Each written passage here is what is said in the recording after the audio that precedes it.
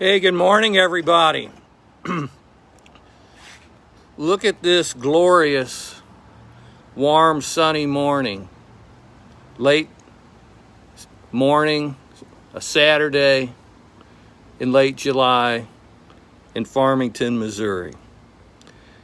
I am one of those people that am happy to be alive. And I'm happy to be an American because we have the opportunity to support candidates that we like. We have the opportunity to advocate for those candidates, and we have the opportunity to endorse candidates. Today, friends, I'm talking mostly to people in the Farmington area of St. Francis County, because I want to take the opportunity to endorse a candidate for the St. Francis Township of the Republican Central Committee. Let me repeat that. The St. Francis Township of the Republican Central Committee. So that's in the Farmington area. I think it stretches a little bit north into Leadington and maybe in Park Hills. But basically the Farmington area, we have an opportunity to vote for an outstanding candidate for the Republican Central Committee. Now, before I go into the person I want to endorse, Chuck Dotson, I wanted to address a couple of matters that will lead me to the endorsement. First of all, I want to talk about the current state of affairs when it comes to politics. I want you all to understand that we in the state of Missouri, we have a Republican governor, we have a Republican legislature. Both the House and the Senate is run by Republicans. So essentially, except for the judiciary, we are a Republican state through and through. All three major branches of government are Republican. So I'll let you use that as a little bit of a backdrop. About a month or so ago, I was listening to the radio, and one of our local state reps was being interviewed on the radio, and he was talking about the 2022 budget that they passed in the springtime. I think session ends in May, if I'm not mistaken. So he said that it was the largest budget ever in the state of Missouri. And then, using his own words, he said, by far. It's the largest budget by far in the state of Missouri. Well, how did the state of Missouri get the opportunity to spend all this money when we have a balanced budget requirement in the state of Missouri? Well, think about what our Republican legislature has done for us over the last year or two. They've managed to increase our fuel tax. Now, granted, this was before the cost of fuel skyrocketed, but nevertheless, they saw fit to make sure that our fuel taxes went up. So that gave them more opportunity to spend. Oh, secondly, we got a tax increase because of the internet. We got the internet sales tax. Missouri, for many years, did not have an internet sales tax. And now, a lot of people argued, well, that's not fair. What about the mom and pop businesses? What about Walmart? Now, whoever defends Walmart? But, all these retail stores were saying, hey, we have to pay tax. Why can't the internet have to pay taxes? An internet sales tax is needed for Missouri. And thanks to the great wisdom of our Republican fathers in Jefferson City, we got an internet sales tax. Third, the federal government in COVID, during COVID, post-COVID, and more to come, is spending like a drunken sailor. So a lot of this money is going to states. Various acronyms or initials are being used. The current one, I think, that state and local governments are spending right and left, or ARPA funds. So there's been, over the last couple of years, a huge influx of money for the state government. And our Republican friends in the state legislature have filled their belly with drinking in all that money so that they could spend it and fund. Now, a small government, independent-minded Republican would think, gee, was it really the smartest thing to have an increase tax on fuel? Was it really the smartest thing to put yet another tax burden on the people with the internet sales tax?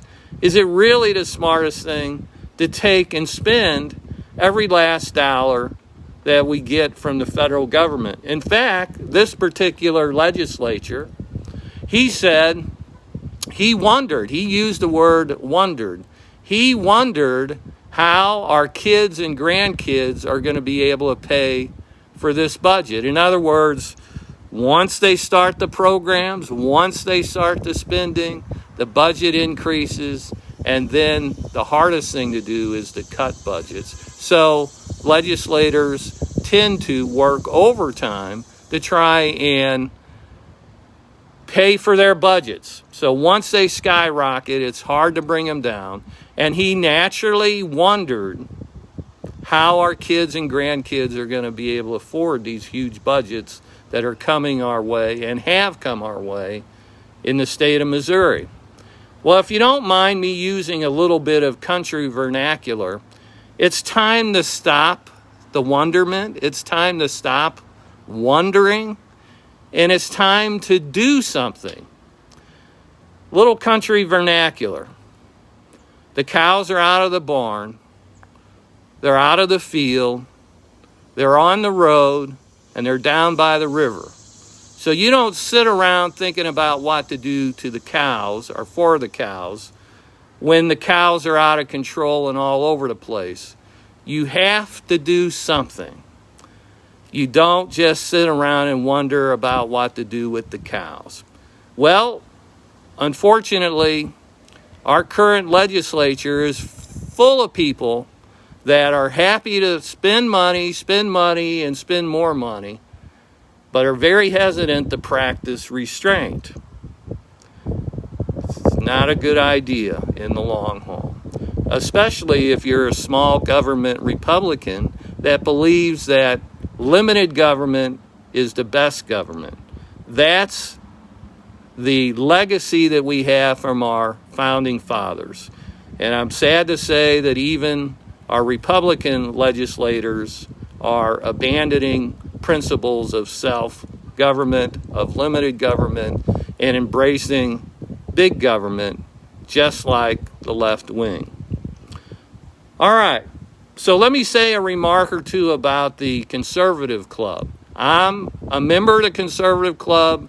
I'm not on the board. I'm not an officer. They haven't asked me. And they would probably, if they knew in advance, would probably say, just keep us out of this, Gary. But I want to come to their defense because basically they've undergone a great deal of criticism because they've had debates and they've had 2 endorsements. One of those endorsements is for the St. Francis Township Republican Central Committee. And so that would be Chuck Dotson as the committee man. And they have every right to do that.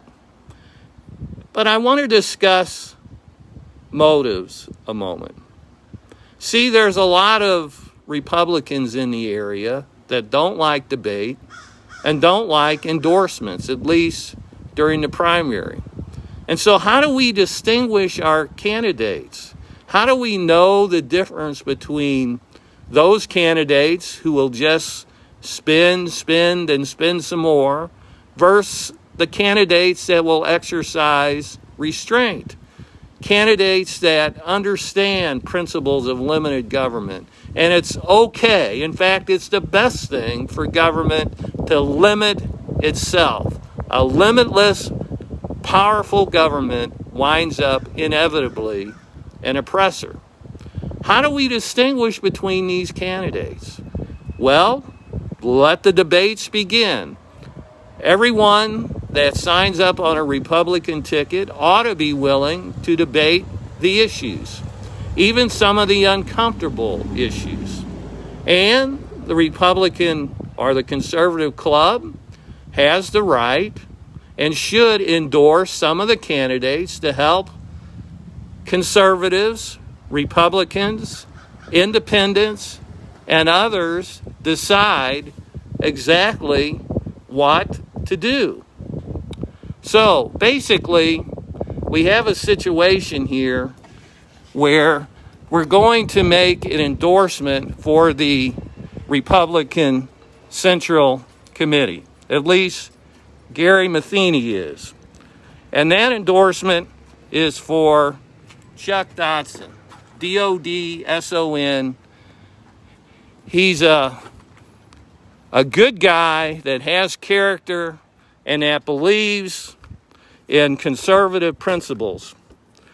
The debate, which was held a few weeks ago, Chuck showed up.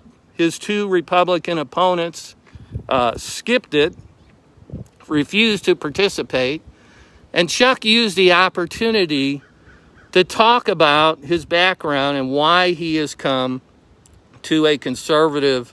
When he was young, he was born and raised in rural Missouri, south of here in Wayne County. He's lived in St. Francis County for about 20 years, I think. And basically, he grew up in small town America where the mom and pop shops struggled to make it. The local shoe shop, the local ice cream shop, the local this, that, and other shop. The mom and pop shops in rural Missouri struggled to make it. And they didn't need huge tax increases. And they weren't asking for a huge government subsidy.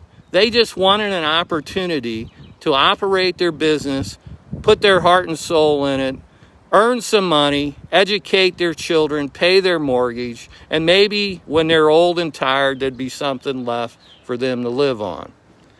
This was the America that Chuck was born and raised in. So when Chuck gets old enough, he goes away to college like a lot of young people do. Go to college, get an education. He did it.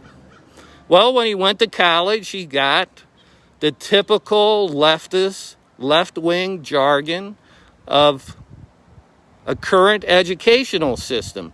Equality, everything's unfair, equality, the government ought to be doing that, equality, and this, that, and the other.